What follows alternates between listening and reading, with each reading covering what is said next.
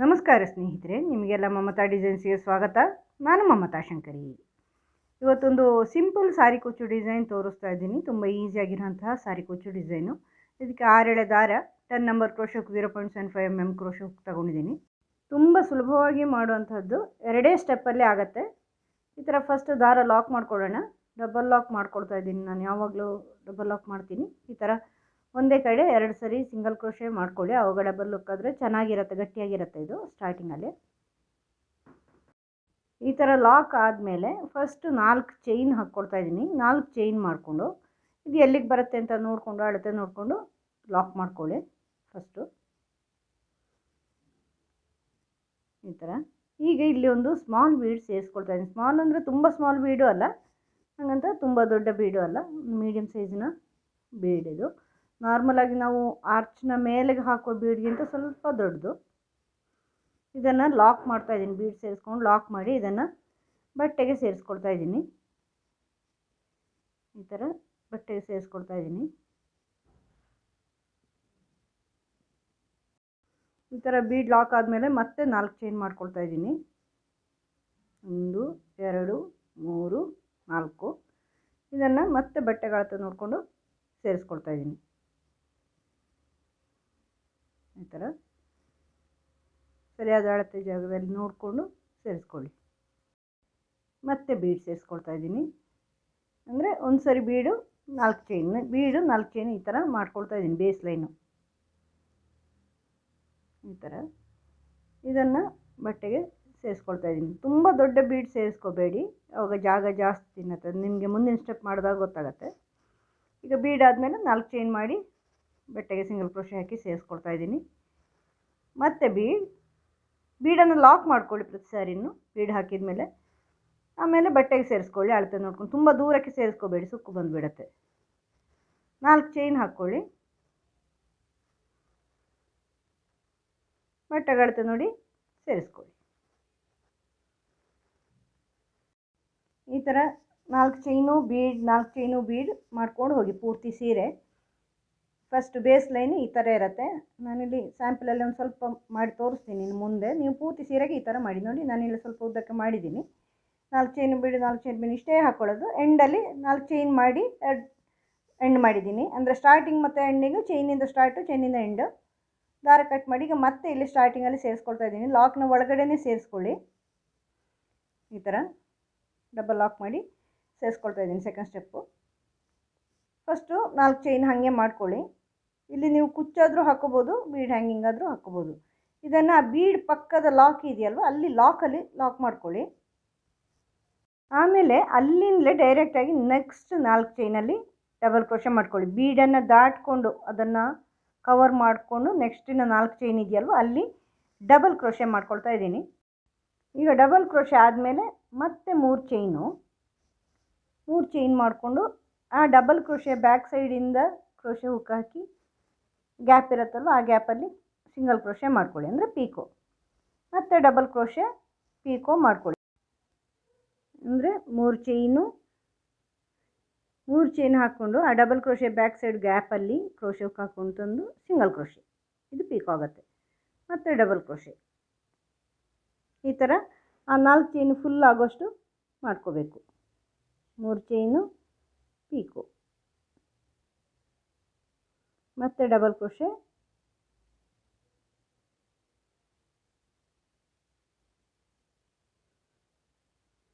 ಮತ್ತು 3 ಚೈನು ಪೀಕೋ,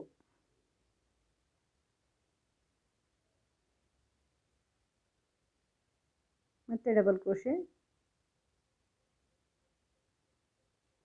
ಮತ್ತು 3 ಚೈನು ಪೀಕೋ.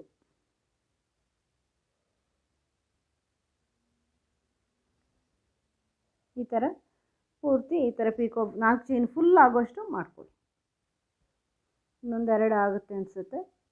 ನೋಡ್ಕೋಬೇಕು ನೀವು, ಟೈಟ್ ಆಗಬಾರ್ದು. ತುಂಬ ಟೈಟ್ ಆದರೆ ಅಂದರೆ ಕಡಿಮೆ ಆಗಿ ಪೀಕೋ ಕಡಿಮೆ ಹಾಕಿ ನೆಕ್ಸ್ಟ್ ಲಾಕ್ ಮಾಡುವಾಗ ಟೈಟ್ ಎಳ್ದಂಗೆ ಆಗುತ್ತೆ. ಹಾಗಾದರೆ ಮತ್ತೆ 2 ಹಾಕ್ಕೊಳ್ಳಿ. ನೋಡಿ ಈ ಥರ ಅಳತೆ ನೋಡ್ಕೊಳ್ಳಿ. ಅಳತೆ ನೋಡಿ ಆಗಲ್ಲ ಅಂದರೆ ಮತ್ತೊಂದು ಮಾಡ್ಕೊಳ್ಳಿ. ಆ ಥರ 4 ಚೈನಲ್ಲಿ ನಾನು 7 ಪೀಕೋ ಮಾಡಿದ್ದೀನಿ. ನಾರ್ಮಲ್ ಡಬಲ್ ಕ್ರೋಶೆ ಆದರೆ ಹೆಚ್ಚು ಬರುತ್ತೆ, 4 ಚೈನಿಗೆ ಸಾಮಾನ್ಯವಾಗಿ 8 9 ಬರುತ್ತೆ. ಇದೀಗ ಪೀಕೋ ಆಗಿರೋದ್ರಿಂದ ಜಾಗ ತಗೊಳತ್ತಲ್ವ, ಆದ್ದರಿಂದ 7 ಪೀಕೋ ಬಂದಿದೆ. ಅವರು 7 ಪೀಕೋ. ಈಗ ನೆಕ್ಸ್ಟು ನೋಡಿ, ಆ ಬೀಡ್ ದಾಟ್ಕೊಂಡು ನೆಕ್ಸ್ಟ್ ಲಾಕಲ್ಲಿ, ಬೀಡನ್ನ ಲಾಕಲ್ಲಿ ಲಾಕ್ ಮಾಡ್ಕೋಬೇಕು. ಚೈನಲ್ಲೆಲ್ಲ ಲಾಕಲ್ಲಿ ಲಾಕ್ ಮಾಡ್ಕೊಳ್ಳಿ, ಲಾಕಲ್ಲಿ ಲಾಕ್ ಮಾಡ್ಕೋಬೇಕು. ಈ ಥರ ಆರ್ಚ್ ಬರುತ್ತೆ, ಫ್ಲವರ್ ಆರ್ಚ್. ತುಂಬ ಸಿಂಪಲ್ ಆಗಿರೋಂಥ ಚಿಕ್ಕ ಆರ್ಚ್ ಬರುತ್ತೆ ಫ್ಲವರ್ ಶೇಪಲ್ಲಿ, ತುಂಬ ಚೆನ್ನಾಗಿರುತ್ತೆ. ಸಿಂಪಲ್ ಸ್ಯಾರಿಗಳಿಗೆ ಮಾಡೋವಂಥದ್ದು ಇದು. ಈಗ ನೆಕ್ಸ್ಟ್ 4 ಚೈನು ನೀವು ಹಾಗೆ ಮಾಡ್ಕೊಳ್ಳಿ. ಅದು ಕುಚ್ಚಾದರೂ ಹಾಕ್ಕೋಬೋದು, ನೀವು ಬೀಡ್ ಹ್ಯಾಂಗಿಂಗ್ ಆದರೂ ಹಾಕ್ಕೋಬೋದು. ನಾನು ಬೀಡ್ ಹ್ಯಾಂಗಿಂಗ್ ಹಾಕೋಣ ಅಂತಿದ್ದೀನಿ, ತೋರಿಸ್ತೀನಿ ನಾನು ಹೆಂಗೆ ಹಾಕೋದು ಅಂತ. ನಾನು ಹೆಂಗೆ ಹಾಕಿದ್ದೀನಿ ಬೀಡ್ ಹ್ಯಾಂಗಿಂಗ್ ಸೇರಿಸ್ಕೊಂಡಿದ್ದೀನಿ ಬೀಡ್ಸ್ ಅಂತ. ಈಗ ನೀವು ನೋಡಿ ಅಲ್ಲಿ ಲಾಕ್ ಮಾಡಿದ್ರಲ್ವ, 4 ಚೈನ್ ಮಾಡಿ ಅದರ ಲಾಕಲ್ಲೇ ಲಾಕ್ ಮಾಡ್ಕೊಳ್ಳಿ.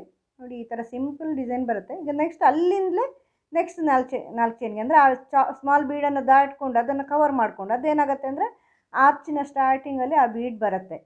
ಆವಾಗ ಅದೊಂಥರ ಡಿಸೈನ್ ಆಗಿ ಚೆನ್ನಾಗಿ ಕಾಣಿಸುತ್ತೆ.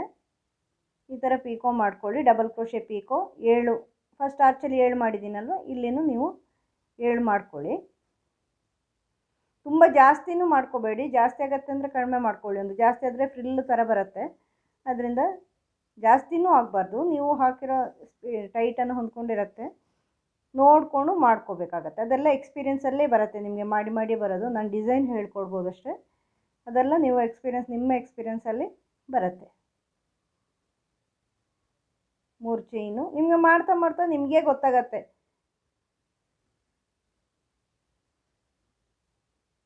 ಕಸ್ಟಮರ್ಸ್ ಯಾರಾದರೂ ಬೇಗ ಆಗಬೇಕು ಅಂತ ಹೇಳಿದರೆ ಈ ಡಿಸೈನ್ ಮಾಡಿಕೊಡ್ಬೋದು. 2 ಸ್ಟೆಪ್ ಇರೋದು, ಬೇಗ ಆಗುತ್ತೆ, ಚೆನ್ನಾಗೂ ಕಾಣಿಸುತ್ತೆ.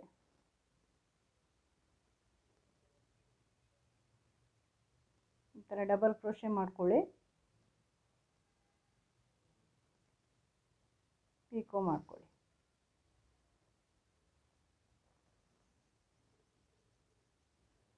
ಮತ್ತು ಡಬಲ್ ಕ್ರೋಶೆ ಪೀಕೋ.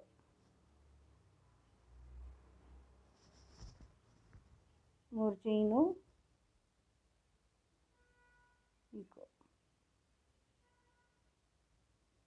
ನೋಡಿ. ಈ ಥರ 7 3 3 6 ಒಂದು 7 6 ಆಯ್ತು. ಇನ್ನೊಂದು ಮಾಡ್ಕೋಬೇಕು.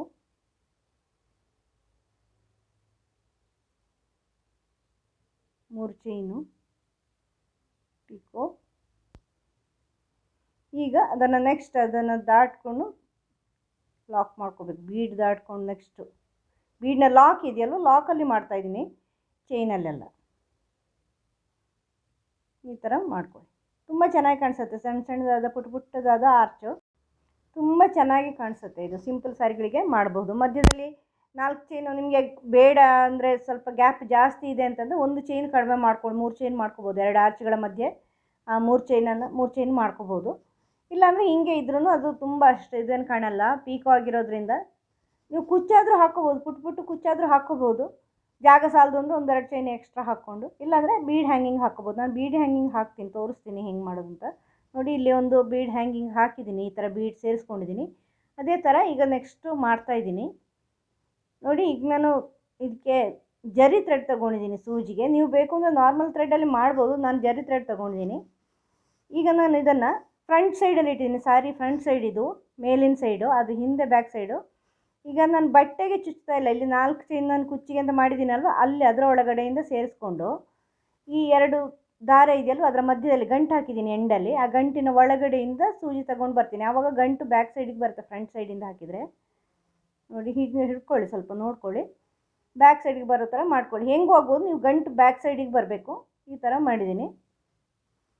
ಬೇಕು ಅಂದರೆ ಇನ್ನೊಂದು ಗಂಟು ಈ ಥರ ಸುರಿದು ಎಳ್ಕೊಳ್ಳಿ. ಅಲ್ಲಿ ಒಂದೇ ಸರಿ ಮಾಡಿದ್ದೀನಿ, ಸಾಕಾಗತ್ತೆ ಅದು. ನೋಡಿ, ಇದೀಗ ಗಂಟು ಆ ಕಡೆಯಿಂದ ಬಂತು ಬ್ಯಾಕ್ ಸೈಡಿಗೆ. ಈಗ ನಾನು ಫ್ರಂಟ್ ಸೈಡಿಂದ ಹಾಕಿರೋದಲ್ವ, ಆದ್ದರಿಂದ ಈ ಥರ ಗಂಟು ಬ್ಯಾಕ್ ಸೈಡಿಗೆ ಬರೋ ಥರ ಮಾಡ್ಕೊಳ್ಳಿ ಅಷ್ಟೇ. ಈಗ ಒಂದು ಸ್ಮಾಲ್ ಬೀಡ್ ಸೇರಿಸ್ಕೊಳ್ತಾ ಇದ್ದೀನಿ, ಗೋಲ್ಡನ್ ಬೀಡು, ನಾರ್ಮಲ್ ಮೆಟಲ್ ಬೀಡು. ನಾವು ಇದಕ್ಕೆ ಹಾಕಿದ್ದೀವಲ್ವ ಆರ್ಚಿಗೆ, ಅದೇ ಬೀಡಿದು, ತುಂಬ ಸ್ಮಾಲು ಅಲ್ಲ. ಇನ್ನೊಂದು ಫ್ಲವರ್ ಕ್ಯಾಪ್ ಹಾಕ್ಕೊಳ್ತಾ ಇದ್ದೀನಿ, ಇಲ್ಲಿ ಸೇರಿಸ್ಕೊಳ್ತಾ ಇದ್ದೀನಿ. ಇನ್ನು ಒಂದು ಪರ್ಲ್ ಬೀಡ್ ಸೇರಿಸ್ಕೊಳ್ತಾ ಇದ್ದೀನಿ.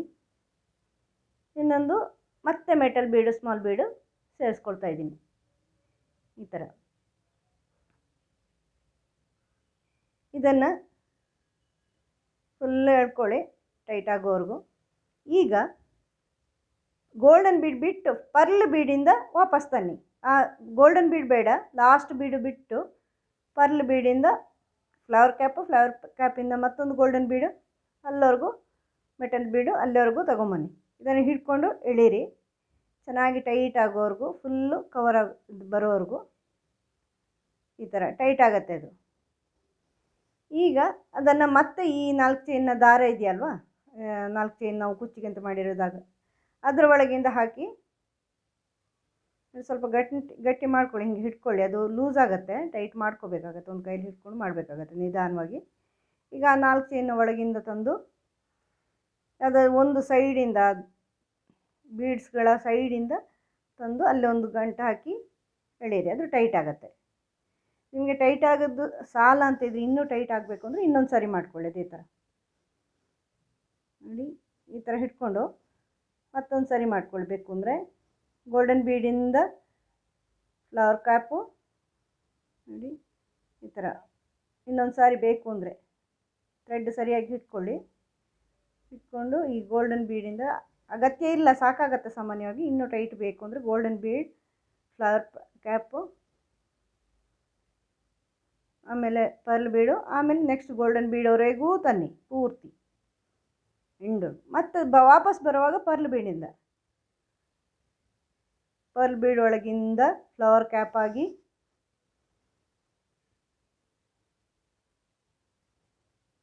ಈ ಥರ